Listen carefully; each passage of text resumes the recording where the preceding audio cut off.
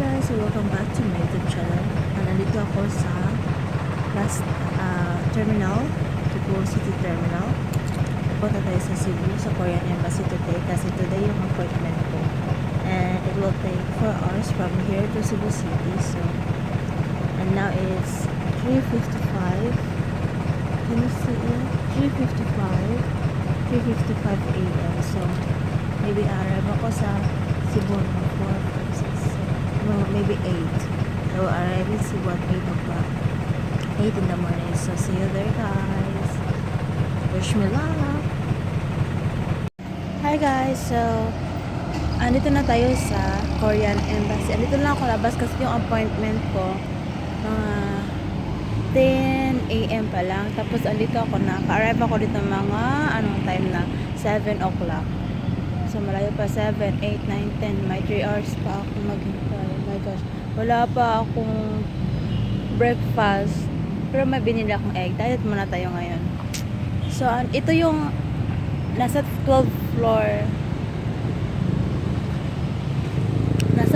Nasa 12th floor ng building nito ng nasa likod ko.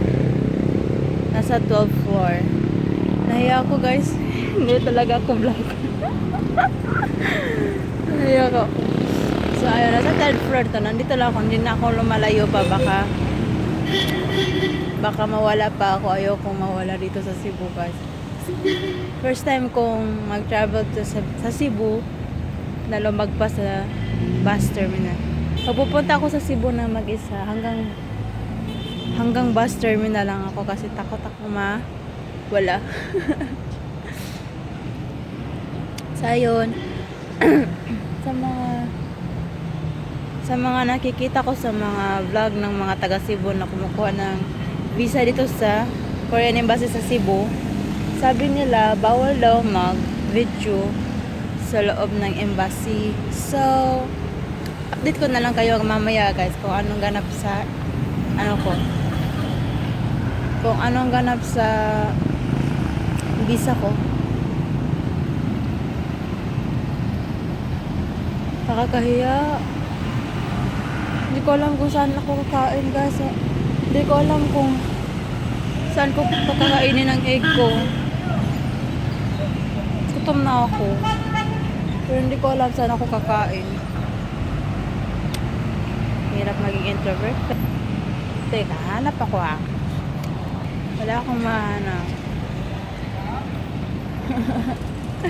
Taon na ako sa sarili ko. Siguro babalik na ako dun. O ano ba? Wala akong mahanap. Wala akong nakita ng umupo dito sa likod ko. Hindi pwedeng hindi ako makakain. Ay, vitamins pa. Ay, dumaan. Nahiya ako. So, yun, guys. I think yung sa akin, yung mga officer ng Korean Embassy is mga Korean din. Kasi, may nakita akong mga Korean na pumapasok kanina sa building na to. May Korean nagja-jogging, babae. Nakita nyo yun sa likod ko. Ayun, nawala. Sige, so update ko na lang kayo mamaya, guys, after ko sa embassy. Hanap lang ako ng makakainan ko, ng egg ko. So, ayun. Update ko kayo later. Hi, guys, so update. Tapos na ako sa embassy. Oh my God! Okay yung papers, thank you Lord God. Tapos, ayun, may binigyan na sa akin na papers kung nakalagay doon kung kailan ko siya ma-receive. Ayun, guys, nahiya ako, guys. Magsalita, nagpa-as if lang ako na may binabasa ako para makapagsalita. So, ayun, guys, nakalagay to sa akin November 14 daw ako babalik, pero titingnan daw ako sa website nila. Tapos, ayun, madali lang, mga 10 minutes or hindi kinakapot ng 10 minutes yung nila sa akin. Madali lang kasi complete naman yung papers ko. So, ang itim ko dito. May tao sa likod. Nahiya ako. So, ayun. So, see you See you next time sa pagbalik ko dito. I-update ko kayo ulit. Soon. Uwi na ako guys. Before ako uwi, dadaan muna tayo sa Santo Niño. Mag-pray tayo. Magpasalamat kay God. Okay lang yung paper. See you. Hi guys, so I'm back here in Cebu. Dito na naman ako sa Korean Embassy. Andito ko sa baba kasi it's 1:10 pa lang. Tapos yung schedule ng release ng passport is 2 p.m. hanggang 4 p.m. So dito lang muna ako sa baba maghihintay. Actually guys, yung tentative days ng release ko is November 14. Pero noong November 14, wala pa siyang update sa visa ko. So nung nag-check ulit ako pag November 15, ayun, may nakalagay na. So, November 16, it's Saturday, so walang office. So ngayon ako nakabalik. So I'm thankful kasi approve ako. So, makapunta ako sa Korea next month. Kasi nag-book kami nung nalaman kong approve yung visa ko, nag-book kami November 28 sana. Kaso, fully book halos fully book yung malapit sa bahay nila. Hindi kasi kami mag-stay medyo malayo sa bahay nila kasi mahihirapan yung parents niya pag bumibisita sa amin. Gusto ng parents niya malapit lang kami sa kanila. So, ayun. So, yung parents na lang niya naghahanap. Tapos may nakita yung parents niya December 2. Yung pwede daw. Na pumunta ako doon December 1 ng gabi. Tapos arrive ko sa Korea December 2. So, December 2. I'll be there in Korea December 2. Yeah. So, ang layo pa guys. It's 1:15. Tapos 2 p.m. yung ko schedule ko. My gosh, hanggang kailan ako maghihintay.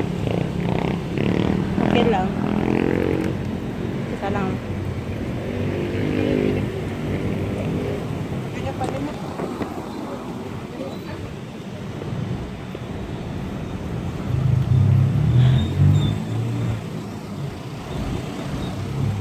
May tao guys. Talaga ako pwede maging vlogger. Ilagay ko kaya to dito para ano kaya to hindi pwede din. Sana outfit check. Pero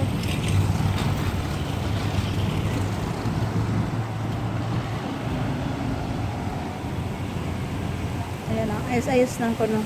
Wow, sarap ng hangin dito guys. Wow.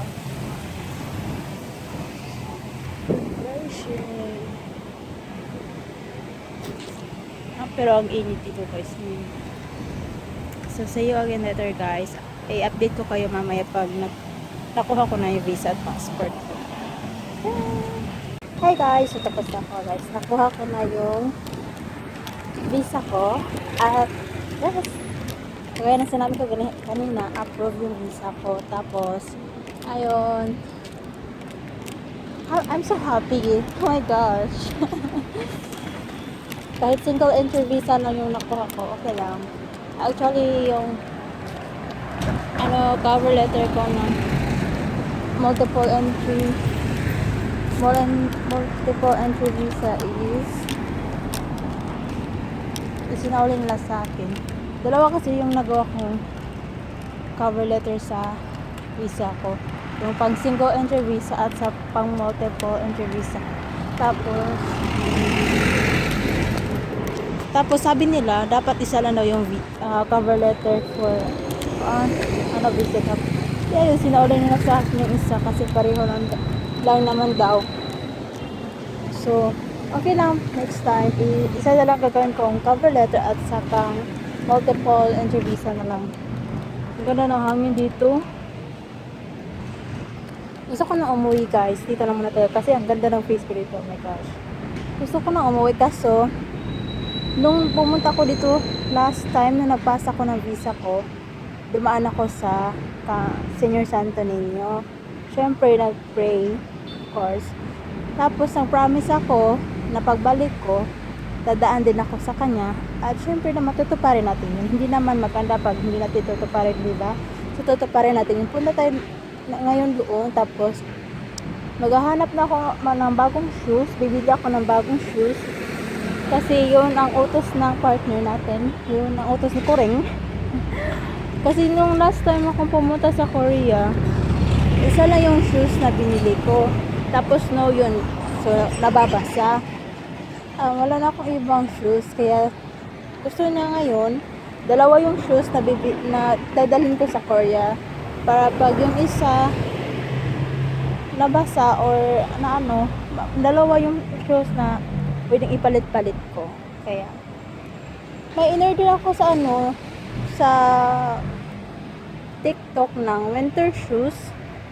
Pero bibili na lang ako dito sa Cebu ng isa. Isa lang kasi yung na-order ko sa TikTok eh. So bibili lang ako dito yung magaan na shoes lang.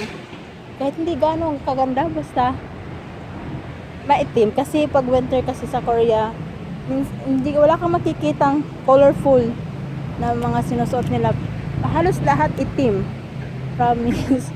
Kaya pag pupunta kayo sa Korea during winter, huwag kayong susuot ng hindi itim guys. Titingnan lang kayo guys. So kapag winter kayo pupunta doon, susuot kayo ng itim. So ngayon guys, tapos na tayo dito sa embassy. Punta tayo sa Santo Niño para mag-pray ulit at syempre magpapasalamat kasi approve yung visa natin.